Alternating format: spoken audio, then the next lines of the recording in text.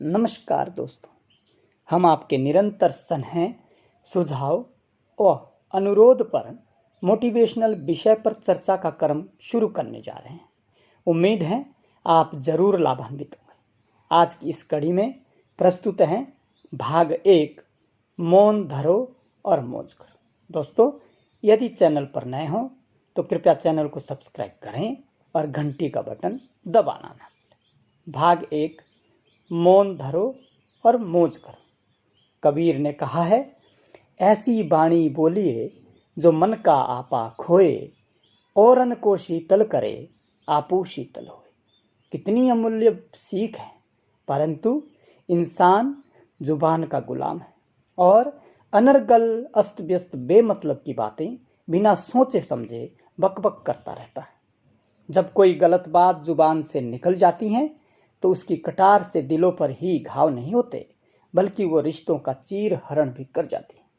कभी कभी तो मजाक मजाक में फिसली जुबान मित्रता को दुश्मनी में बदल देती है, या अत्यधिक घमंड से कही गई बात महाभारत करवा जाती है। जैसे द्रौपदी ने दुर्योधन को अंधे का बेटा अंधा कहा और बदले में उसे भरी सभा में चीर हरण का दंश झेलना पड़ा।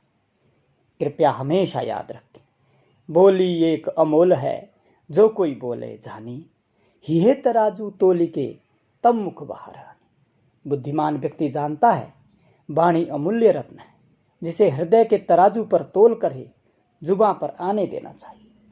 हम अक्सर सुनते हैं, जुबान को लगाम दो, तेरी जुबान काट लूंगा।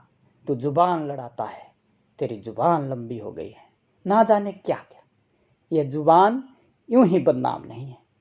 इतिहास को अगर पलट कर देखा जाए तो जुबान के कारनामे और उसके कारण आई विपदा में राजा महाराजा के साम्राज्य विलीन हो गए। हमें एक वाक्य कंठस्थ होना चाहिए, बिना विचारे जो करे सो पाछे पछताए। दूसरों की बात का जवाब देने के लिए हमारी जुबान इतनी मतवाली होती है कि उसकी बात सुने बिना ही बेमतलब जवाब का कचरा उसके कानों में भर देते हैं और विषय वस्तु से भटककर कोसों दूर जा बहसबाजी के भंवर में फंस जाते हैं, जिसकी वजह से सामने वाले की नाराजगी गले पड़ जाती है। याद रखें, जो खंजर का घाव भर जाता है, परंतु शब्दों के घाव जीवन भर नासूर बन पीड़ा देते रहते हैं। इसकी बातें उसको, उसकी बातें किसी और को बिना रुके परोस देना जुबान की फितरत है। यह चुगली रूपी जहर सिर्फ और सिर्फ जुबान की खेती में ही उगता है, जो परिवार, पड़ोस और पद की दीवारों के छिद्रों में प्रवेश कर उन्हें खंडहर में तब्दील कर देता।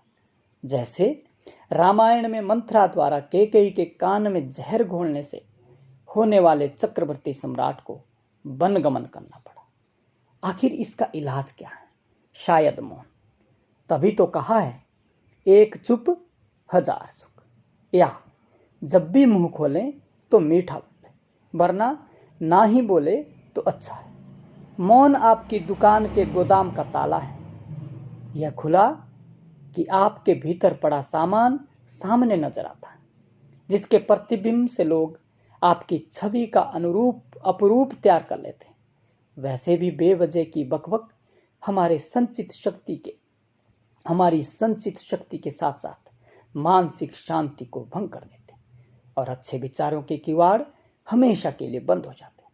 इसलिए मौन की प्रतिभा का सम्मान देते हुए दूसरों की अच्छी बातें ग्रहण करें, और यदि बोली जाने वाली बात का कोई अर्थपूर्ण निष्कर्ष निकलता हो तो ही अपनी बात रखें, वरना कूड़ा परोसने से बेहतर है दूसरों को और अपने को खाली रहने दें और मौज करें। धन्यवाद।